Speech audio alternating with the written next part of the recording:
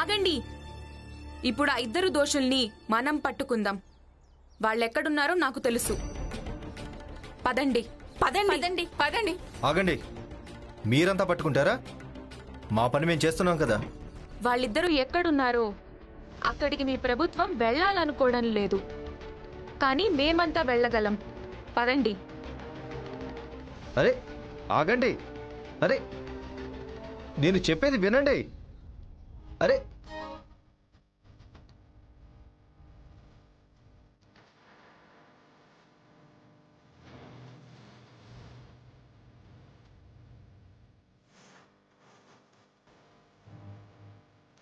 భరతమాత కత్తిపై కొత్త రాతవి, శక్తిదాతవి, రాజాంగ కర్తవి, నువ్వు కన్న స్వప్నం సమానతే కదా, సమస్త జగులకి చరిత్రని కదా.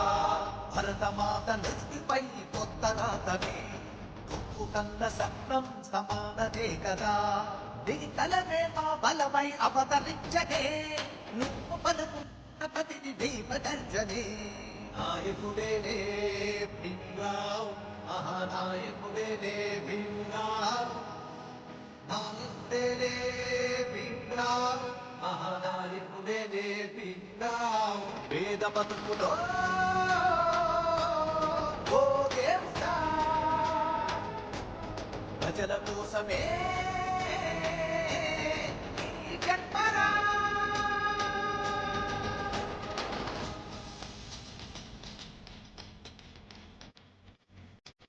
వెళ్ళండి.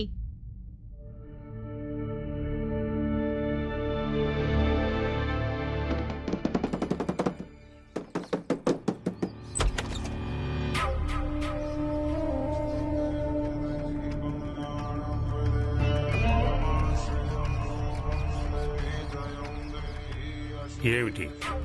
సోదా చేయడానికి వచ్చాం స్వామీజీ. సోదానా? అవును, సోదానే.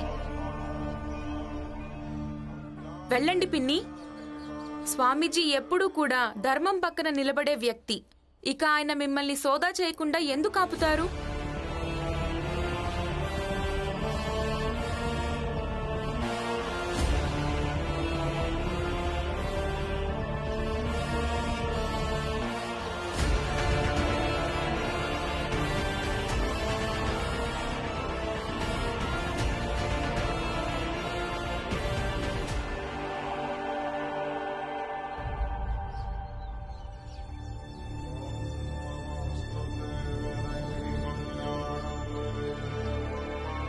ఏం జరిగింది? స్వామీజీ, ఇప్పుడే తెలిసిపోతుంది ఏం జరిగిందో అని. బయటికి పద.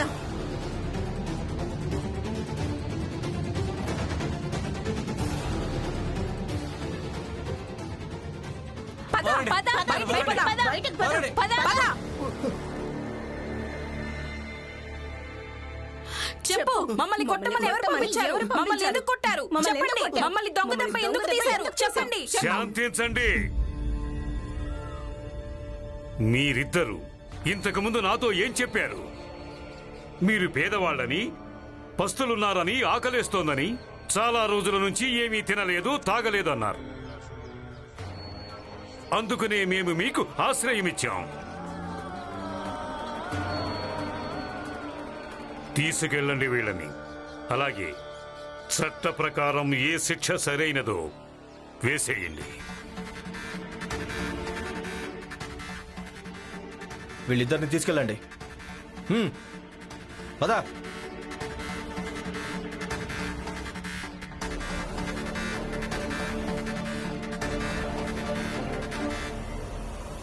మీకు చెప్పాను కదా స్వామీజీ, ఏదో ఒకరోజు మిమ్మల్ని ఈ గ్రామంలో నుంచి తరిమేస్తాను అని. కానీ మీలాంటి వాళ్లను గ్రామంలో నుంచి తరిమేయడానికి ముందు జనాల మనసుల్లో నుంచి కూడా తీసేయడం మంచిది. ఇక దాని ప్రారంభం ఈ రోజే అయిపోయింది. ఇక కావాలంటే ఆ ఇద్దరు వ్యక్తులను మీ ఇంట్లో దాచడానికి ఏ కారణమైనా వీళ్ళకి చెప్పుకోవచ్చు. అయినా వాళ్ళు అర్థం చేసుకోలేరు.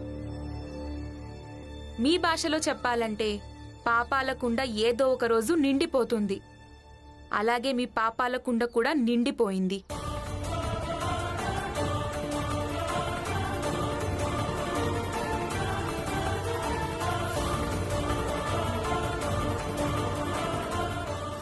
నమస్కారం స్వామీజీ.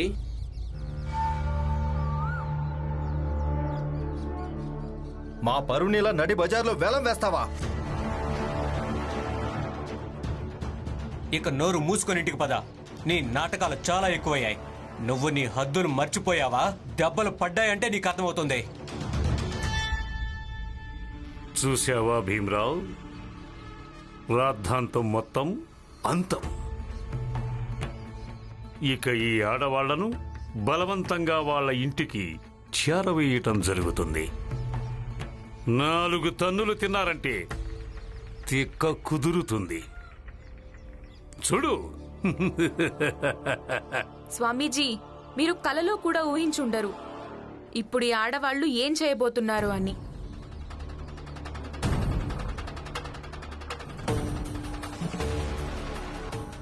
మీ భర్తలందరూ కూడా మిమ్మల్ని బలవంతంగా తీసుకెళ్లడానికి ఇక్కడికి తప్పకుండా వస్తారు. కానీ ఆ సమయంలో మీరు కొంచెం ధైర్యం చూపించాల్సి ఉంటుంది. వాళ్ళ దౌర్జన్యానికి జవాబుగా వాళ్ళేంటో వాళ్లకు చూపించాల్సి ఉంటుంది. వాళ్లకు ఇలా కూడా చెప్పాల్సి ఉంటుంది, వాళ్ళు మీకు భర్తలయ్యుండి కూడా మీకు సహకరించలేకుంటే మీరు కూడా వాళ్లతో ఎలాంటి బంధం పెట్టుకోకండి. కానీ అలా చేస్తే మా భర్తలు మమ్మల్ని వదిలేస్తారు కదా. ఇక మీ అందరిలో ఉన్న ఇదే భయాన్ని వాళ్ళు అవకాశంగా మార్చుకుంటారు. ఇక పురుషాధిక్య పురుషులకు ఇదే ఆత్మవిశ్వాసం ఉంటుంది, వాళ్ల భార్యలు ఎట్టి పరిస్థితుల్లోనూ వాళ్లను వదిలేసి వెళ్లరని. అందుకే ఈసారి ధైర్యం చేయండి, భీమరావు మీద నమ్మకం ఉంచండి. మీ బంధాలేవీ కూడా తెగిపోవు. సరే, అయితే ఈ రోజు నుంచి మీతో ఉన్న బంధాలన్నీ తెంచుకుంటున్నాను.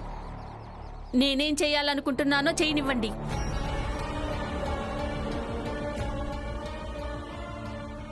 మా ఆడవాళ్ళందరూ మా భర్తలతో ఉన్న బంధాలన్నీ ఈ రోజు తెంచుకుంటున్నాం.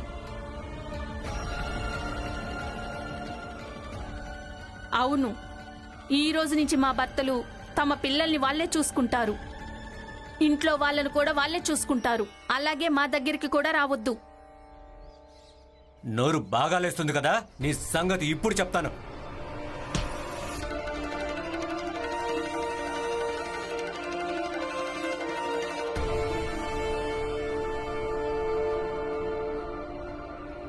చాలు.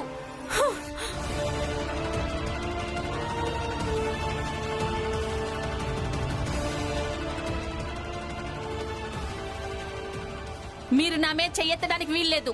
మీరిలా చేస్తే నా భార్య ధర్మాల్ని మర్చిపోవలసి వస్తుంది.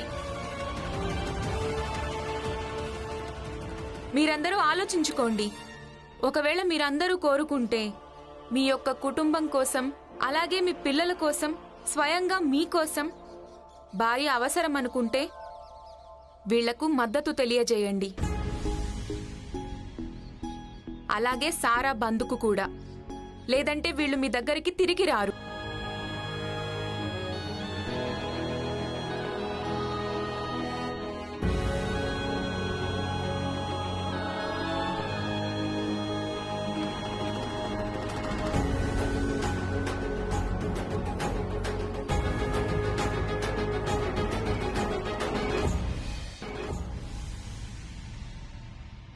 నన్ను వదిలేసి వెళ్ళొద్దు.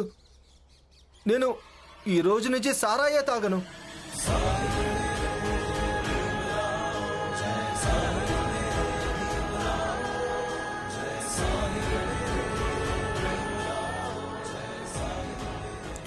నేను నేను నేను కూడా సారా తాగను.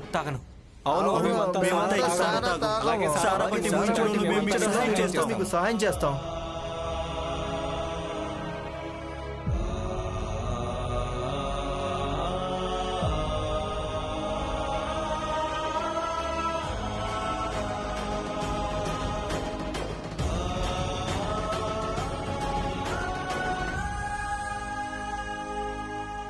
చూడండి, ఇప్పుడు అందరూ కోరుకుంటున్నారు సారా బట్టి మూతపడాలని.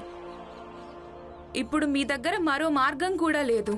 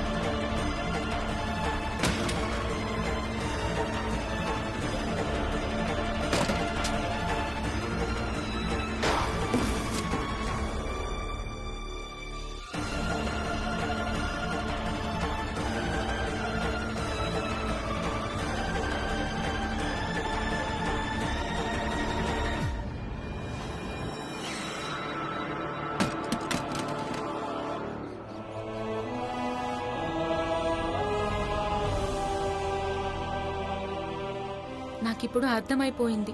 మనుషులకు అన్నిటికంటే పెద్ద శత్రువు సారా అని. సారాను ఎవ్వరూ ఎప్పుడూ తాగడం మంచిది కాదు. సారా వ్యతిరేకత నేను జీవితమంతా చేస్తూనే ఉంటాను.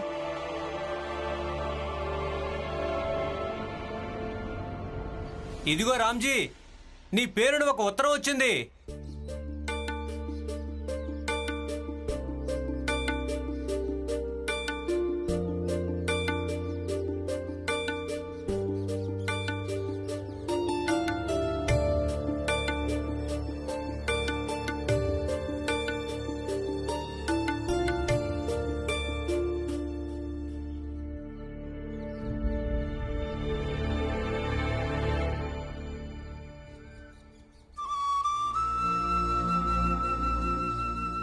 ఉత్తరం ఎక్కడి నుంచి నాన్న? ఇది నా ఉద్యోగానికి చెందిన ఉత్తరం. ఈ రోజే వెళ్లి విధుల్లో చేరాలంటున్నారు.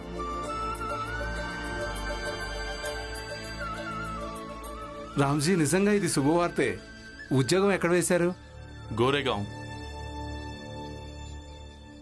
నేనక్కడ ఉన్నప్పుడు 1-2 చోట్ల నేను ఉద్యోగం కోసం దరఖాస్తు చేశాను. వాటిలోంచి ఒక చోట నుంచి ఉత్తరం వచ్చింది.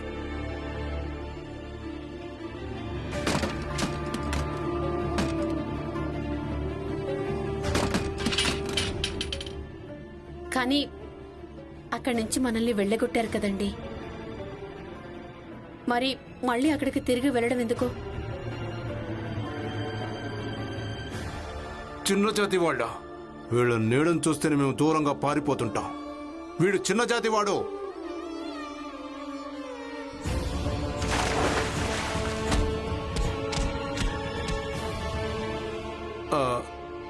కానీ జీజాబాయ్, ఈసారి అలాంటిదేమీ జరగదులే. పోయినసారి దాని అంతటి వెనకాల నా హస్తమే ఉంది. రామ్జీ, మీరు ఆందోళన పడకండి. మీ వెనక నేనొస్తాను. మిమ్మల్ని అసలు ఎవరు ఏమనరు. అయ్యో వద్దొద్దు మంగేష్, ఏం అవసరం లేదు. అంతా నేను చూసుకుంటాను. కానీ రామ్జీ, ఈ రోజు ఆ స్వామీజీకి జరిగిన దానివల్ల ఆయన నిజంగా కస్సుబుస్సులాడుతున్నాడు. అదిగాక ఇక్కడ మనకి శత్రువులు తక్కువ లేరు. అలాంటప్పుడు నువ్వే ఇక్కడి నుంచి వెళ్ళిపోతే ఇక పిల్లలు ఈ పోరాటాన్ని ఎలా కొనసాగించగలరు?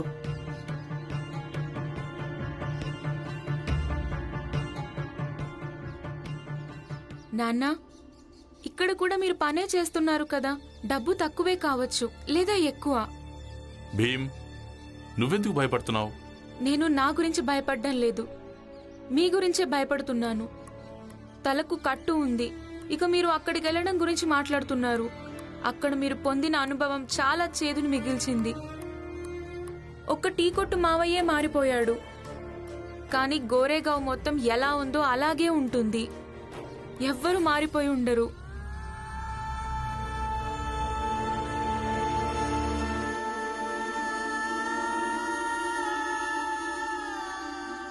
భీమ్రావ్ రామ్జీ అంబేద్కర్ ఒక పోరాడే వ్యక్తి.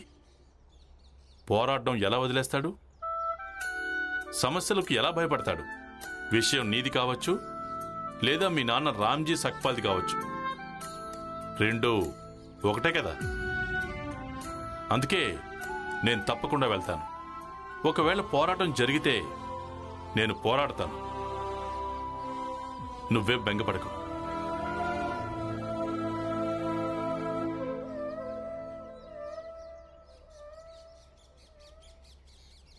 జీజాబాయ్, ఒకవేళ నువ్వు ఇక్కడ ఉండాలి అనుకుంటే ఉండొచ్చు. నా వెంట రావాలని నేనేం నిన్ను బలవంత పెట్టను. చూడండి, నేనేమీ వీరవనితను కాదు. అలాగే నాకు పోరాడడం ఇష్టం లేదు కూడా. వీళ్లల్లో ఎవ్వరు పోరాడినా అది నాకు నచ్చటం లేదు. అయినా నేను తప్పకుండా మీ వెంటే నడుస్తాను. ఎందుకంటే ప్రతి భార్య యొక్క ధర్మం ఏంటంటే తను తన భర్తకి తోడుగా ఉండటం. అందుకే నేను మీకు తోడుగా ఉంటానండి. మీ వెంట బయలుదేరుతాను. నేను సామాన్లు సర్దుతాను.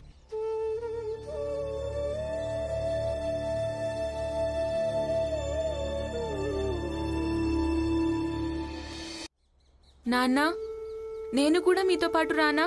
ఇక్కడెలా చదువుతాను, అక్కడ కూడా చదువుకుంటాను. ఎందుకంటే ఒకసారి దూరంగా ఉన్నాను.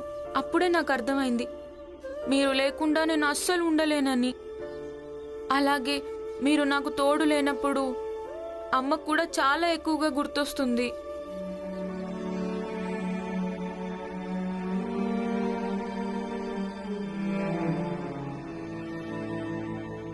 మీ అందరికీ దూరంగా ఉండటం నాకు కూడా బాధగానే ఉంది. కానీ ఇప్పుడు నన్ను వెళ్ళనివ్వు. అక్కడికి వెళ్ళి ఒక కొత్త ఉద్యోగాన్ని మొదలు పెట్టాలి. ఉండడానికి చోటు వెతుక్కోవాలి. అక్కడ అన్ని ఏర్పాట్లు పూర్తవగానే నేను మీ అందరినీ తీసుకెళ్తాను. సరేనా?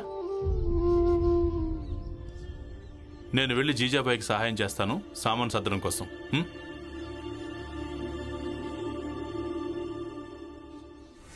ఈ విషయాన్ని వెళ్ళి స్వామీజీకి చెప్తాను. రామ్జీ వెళుతున్నాడు, ఇక ఈ భీమ్రావ్ ఒంటరిగా ఉంటాడు అని. నాకు కూడా ఇప్పుడు ఈ గ్రామంలో ఉండాలనిపించట్లేదు. నేను కూడా ఇక్కడి నుంచి దూరంగా వెళ్ళిపోవాల్సి ఉంటుంది. దీని గురించి నేను నాన్నతో మాట్లాడాల్సి ఉంటుంది.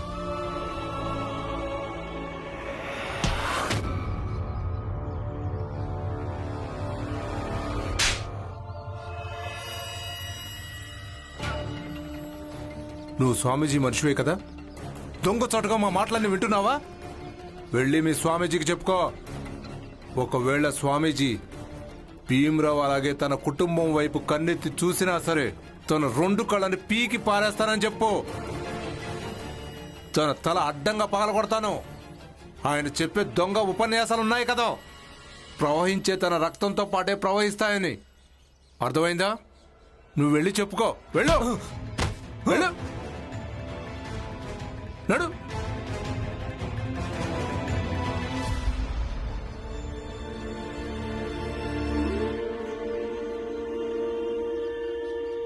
నాకు కూడా ఇప్పుడు ఇక్కడ ఉండాలనిపించట్లేదు. గోరేగావ్లో ఇప్పుడు ఉండాలని అనిపించదు. అందుకే నేను ఇంకెక్కడికైనా వెళ్ళిపోతాను. అక్కడ కొంచెం సంపాదించుకోగలుగుతానేమో.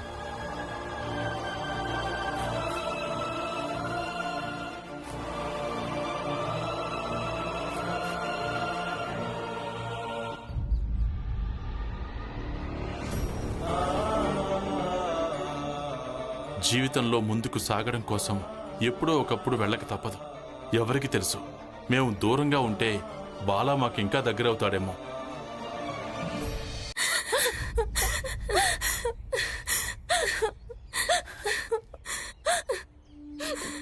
అసలు మీ ఇద్దరు ఎందుకు ఏడుస్తున్నారు? మీరు ఇంకా పిన్ని మమ్మల్ని వదిలేసి వెళ్తున్నారు. ఇప్పుడు బాలా అన్నయ్య కూడా మమ్మల్ని వదిలేసి వెళ్ళడం గురించి మాట్లాడుతున్నారు. అంటే మేమంతా చెడ్డవాళ్ళమా? అవును, మేమిద్దరం మీరింకా బాలన్నయ్య మాట్లాడిన మాటలన్నీ విన్నాం. అంటే మేము అన్నా చెల్లెళ్ళిద్దరం బాలన్నయ్యను ప్రేమించడం లేదా?